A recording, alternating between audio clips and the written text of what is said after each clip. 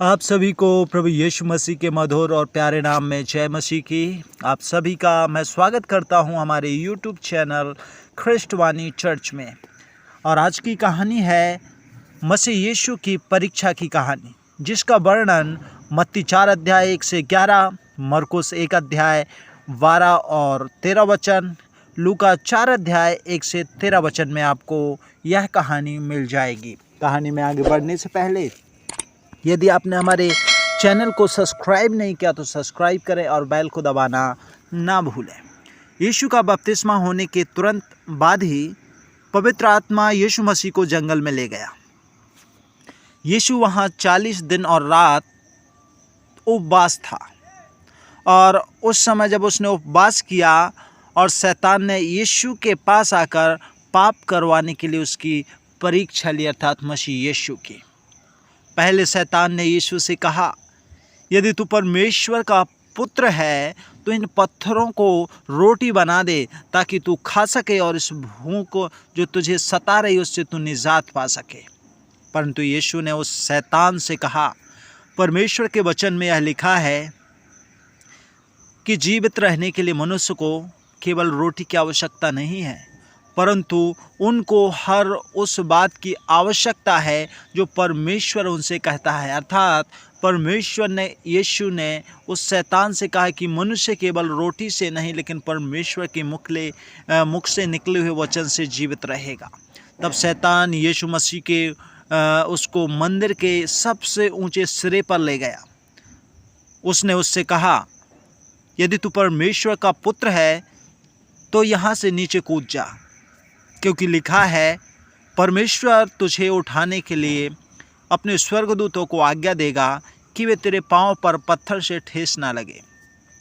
परंतु यीशु ने वह नहीं किया जो शैतान ने उसे करने के लिए कहा था। इसकी बजाय उसने, अर्थात यीशु ने उस शैतान से कहा कि परमेश्वर हर एक से कहता है कि तू प्रभु अपने परमेश्वर की परीक्षा कदापि ना करना। फिर शैतान ने उसे संसार के सारे राज्य दिखाए।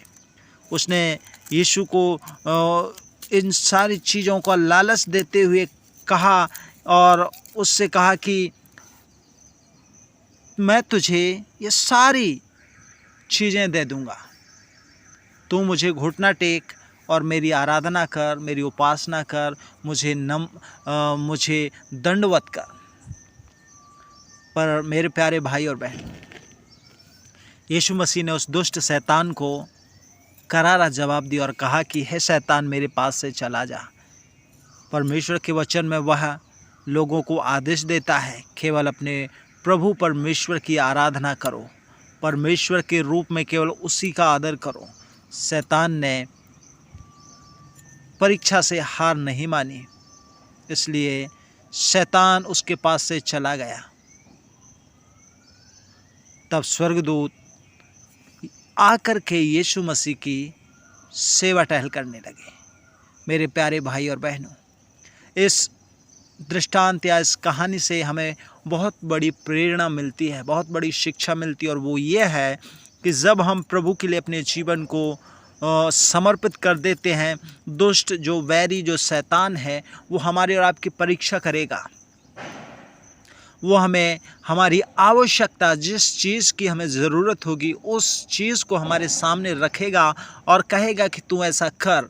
लेकिन मेरे प्यारे भाई और बहनों, यदि आपके अंदर, आपके मुख में, आपके शरीर में, आपके मन में प्रभु का वचन है, आपके अंदर खुदा वास करता है, तो आप उन आवश्यकताओं को देखेंगे और जान लेंगे कि ये मेरे प्रभु की ओर से नहीं है लेकिन इस शैतान की ओर से है। क्योंकि मनुष्य केवल रोटी से ही नहीं जिंदा रहता है, परमेश्वर के मुख से निकले हुए वचन से जिंदा रहता है। क्योंकि वही वचन, वही जीवन यीशु ने, अर्थात परमेश्वर ने उत्पत्ति 1:26 में हमारे और आपके अंदर डाला था। तो मेरे प्यारे भाइयों बहनों, हमें हर समय शैतान से यदि लड़ना है, उस पर जय पाना है, तो हमें आवश्यकता है परमेश्वर के वचन को हथियार के रूप में इस्तेमाल करने की। जब हम परमेश्वर के वचन को हथियार के रूप में इस्तेमाल करेंगे और हम आज्ञा देंगे कि शैतान, हे दुष्ट शैतान, मुझसे दूर हो जा। वह दबे पाँव आपसे दूर हो जाएगा और आप जय पाएंगे। सो प्रभु आप सबको आशीष दे। God bless you. Thank you.